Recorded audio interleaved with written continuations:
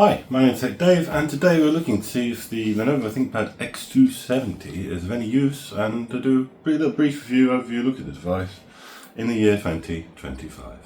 Let's dive right on in.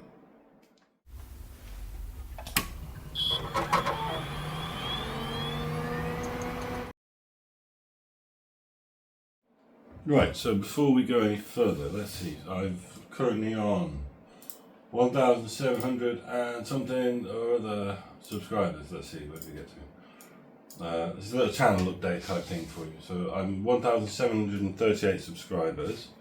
I did get monetized. I don't know if I discussed that before, but I just need to get ID and reapply for monetization. So I'm fairly convinced I'll get it, but it got taken away because it took me more than 6 months to get ID, and it's still waiting for me to get ID. So not monetized at the moment, so you'll find that watching adverts is relevant currently, but we'll tell you any more about that in the future when the situation changes. Now, in regards to my time away, I've done that loads of times before. I don't have a consistent upload schedule. I'm quite chilled about things. I do things as and when I have devices and willingness to do it. However, on this occasion, it's worth mentioning a shout out to the friends and family of Mr. X, my generous and anonymous benefactor, who've basically bought every laptop except this one and maybe like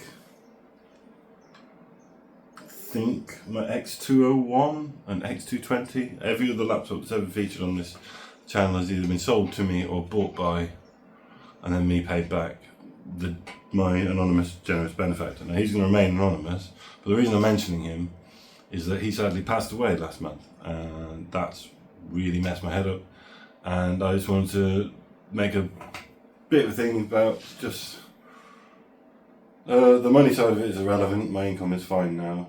He helped me out because I was broke, but like without him this channel wouldn't really have happened, and he was the one who sold me my first ThinkPad ever, which was the Lenovo ThinkPad X200, my original one, and I'm gutted. Heartbroken, and a lot of people that know him, everyone that knew him is heartbroken.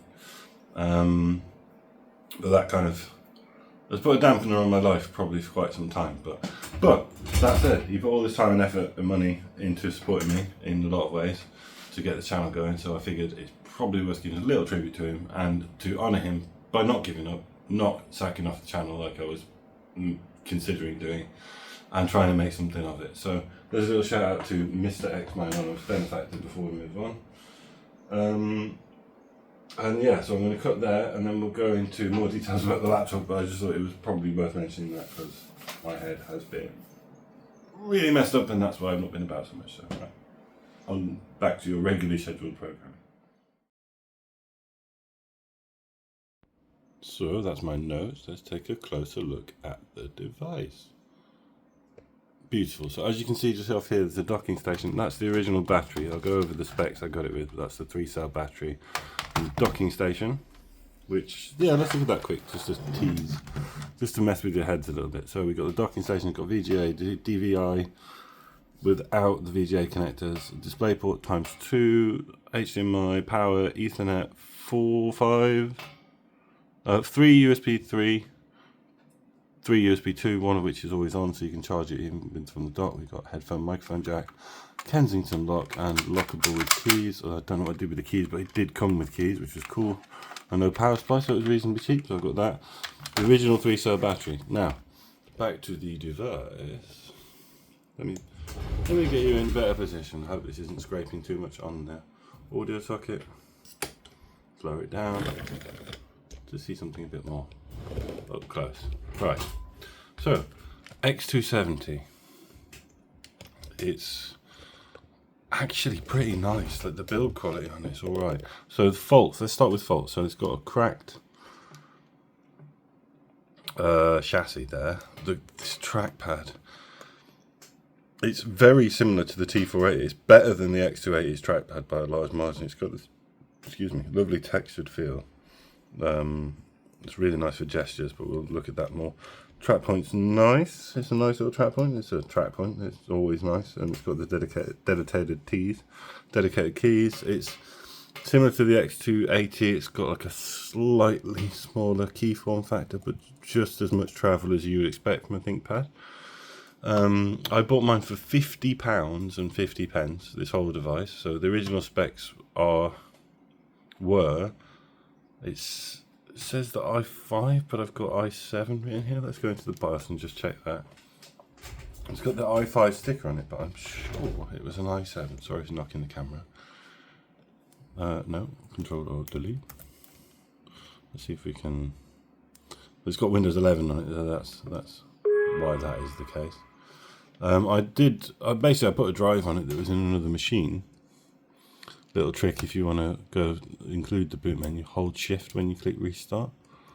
It should do a full restart, allowing you to access the BIOS. Right, so it said I've got i7-7300U at 2 cores, 4 threads. Don't know the base clock, but that will become apparent. Whatever RAM you put in it's DDR4. It came with DDR4 2400, but it clocks it to 2133 no matter what RAM you put in there. But I've got 2400 DDR4 stick that came in it. 1366 by 768 screen. So what we got? 2.6 gigahertz i5. Oh, so I got that wrong. i5 7300U. 2.6 gigahertz. I've now upgraded it to 8 gigs of RAM, but it came with one stick of DDR4 that always clocks to 2133 no matter what you do. Exit save and changes. And it came with this 3-cell battery, which is actually pretty good for a 3-cell. Holds about an hour-ish. And then it's got an internal battery as well, because this has the battery bridge technology, which is sick. Obviously I've just messed up my Windows install, but we're going to wipe that later anyway, because I'm going to put not Windows 10. Yeah, I was thinking Windows 10 and a Linux distro. Yeah, continue. Blah blah blah. It's fine. It's 1366 by 768 screen. I mentioned the damage. I mentioned the price.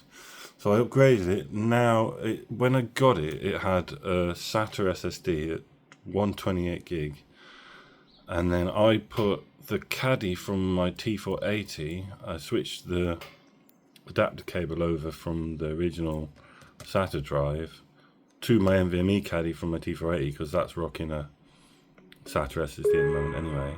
And now it's got a 256 gig NVMe, which does, as far as I can tell, perform significantly better. I was going to upgrade it with wireless WAN because it's got the cables and everything, and the SIM card slot, which we'll look at the ports in a minute. SIM card slot is present, and the wireless WAN cables. But then I put the exact correct module in it from my P51, because it's the same module. And see the docking connector there, and the 6-cell battery that I bought myself and upgraded to. Yeah, I added that, so I've now got 2 batteries for it plus the internal battery. What was I saying? P51, even though it's exactly the right thing, it came up as a BIOS whitelist as an incompatible card for some reason. The ports, we've got a headphone, microphone jack, USB 2, SD card. This should have a little slot over it because that's where your SIM card goes, but it's just missing a little doodad there. Full gigabit Ethernet, Kensington lock. You can see it doesn't. There's some little case issues there. It's not quite sitting flush. I don't know whether that's where I opened it up, but the case itself is damaged anyway. And they've got power socket, USB-C, which is not Thunderbolt, which sucks, but it's still useful because you can charge it off a battery bank or like USB-C charging in general. HDMI and USB 2.0, which might be 3.0, I think, and then a little Diddy smart card reader slot there. Nothing on the front. And then the docking connector, obviously, it's got a full docking connector instead of needing a USB-C dock, which means that these side ports are all left open and still usable when it's on. I showed you the dock, showed you the basic specs. So, where can we go from there? Right, that's the machine. It's scuffed. It looks better in person than it does on camera. Fingerprinted to hell, but to heck, but like it's in pretty good condition for 50 quid. Like, I'm well chuffed with it. The only issues I have is just a little case bit damaged there, which I could replace, but it's only really quite a superficial sort of, like, it's not impeding the function of the laptop at all. So I'm not willing to invest any more money in it really to get that to be sorted. The display, as you can see there, is a bit of like misalignment. I think it's probably had a good display taken out of it, because these can have up to 1080p panels put in it, which I'm tempted to do. But for now, 768p is absolutely fine for my needs. So what we're going to do moving forward, I'm gibbering like a chimp. I'm going to probably just show you around Windows 11, but I'm probably going to put Windows 10 on it, dual booted with Pop! OS. So I don't know whether I'll do that on camera or not, and maybe just do like a grand reveal once I've done it. But let's take a look at Windows 11. I'll pause and come back to you shortly. Right, so we're logged in. There's my cat's hair on there. The screen doesn't look as orangey yellowy as it does there. That's very strange. Put a bunch of software on it. As you can see on battery, let's have a look. So we're on Windows 11. Battery, saying 2 hours 19 minutes, best power efficiency. And it's got all these energy recommendations that you can do, which I don't like, but it lowers the battery. Then you can also put it on battery saver manually, turn on now. Then we can come back in a bit and see how that's affected battery life. But it picked up all the drivers via Windows 11, as you can see. I haven't paid my bill, checking for updates, but it picked up all relevant drivers. There's nothing missing in Device Manager. So evidently this device is compatible with Windows 11. It's just not, you can't install it directly. So that's that smart card reader there, the Alcor USB smart card reader that's actually embedded in the device. So you've got 4 cores. We've got our Intel 620 graphics, which is actually pretty cool for this, because that's the same as the x270, despite only being the i5 and a previous gen CPU. PCIe card reader, which you saw there. This drive is Samsung. Yeah, it functions perfectly well. I just want Windows 10 on this machine for the last blast of Windows 10 being functional, because if nothing else, a dual core 7th gen CPU, if we go into Task Manager, for example, you know, it's sat at 30% utilization sometimes. Oh no, that's not too bad. But yeah, we've got like nearly 5 gigs of, or 8 gigs at idle, which Windows 10 won't really improve. But Linux will, which is the sort of the primary operating system I'm going to run on it. Okay, didn't need to do that.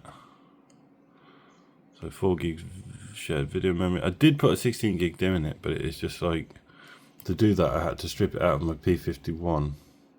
That wasn't really suitable. Oh, well I remember, look, over here, while I'm rambling. My P51 has been retired over to full music production duties. You see just there in the background, it's got the Quadro K5200 8GB in the eGPU, and then the base, but I'm just using the device standalone for music production with the Behringer 8-channel sound card. And also, it was my birthday, so a bunch of friends came together and family members, and we all worked together to get me this, which is Ryzen 9 7950X 3D with 16 cores, 32 threads, turbos up to 5.7 GHz, 32 gigs DDR5 RAM, and 3060 Ti 8GB, which is a long-term loan until I can afford like a 16 gig card, which I'm probably going to do later in the year. We added all these new RGB cooler, which I might swap out for air, but it's never grumbled so far. We added all the red LED case fans. It's a nice. The motherboard is a beast. That alone was worth a few £100. It's just absolute monster.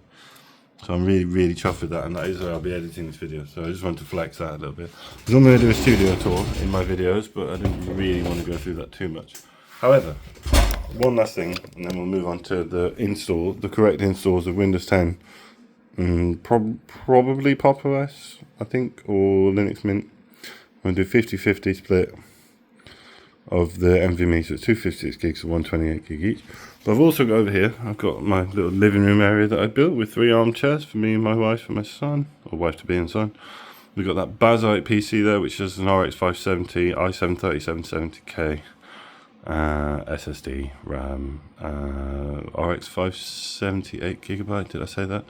Connected to that TV and that little monitor on the side, but then I've also got my main rig connected there as well, so I can use like either my wireless mouse and keyboard that I use on my desk anyway, because they're both Bluetooth, not Bluetooth, 2.4 gigahertz wireless dongles, but I've also got this, so this one and this one ThinkPad keyboard is connected to the Bazzite machine, and as you can see, that red controller, that one connects via Bluetooth, that one connects via Bluetooth to my main rig, and a stupidly long HDMI cable to come over to this TV as well, so I've got plenty of options.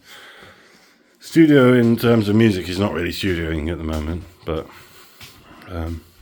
my ThinkPad collection T480 resting there until it finds its final usability. So, what am I going to do? Time will pass, and you will come back with Windows 10, probably the next Mint or Pop! OS installed on this laptop, maybe a little dock setup on this screen, so we can see how it functions with wireless mouse and keyboard and stuff like that. So I'm not going to make you watch me do all that, so I'm just going to dive into that and come back with the results.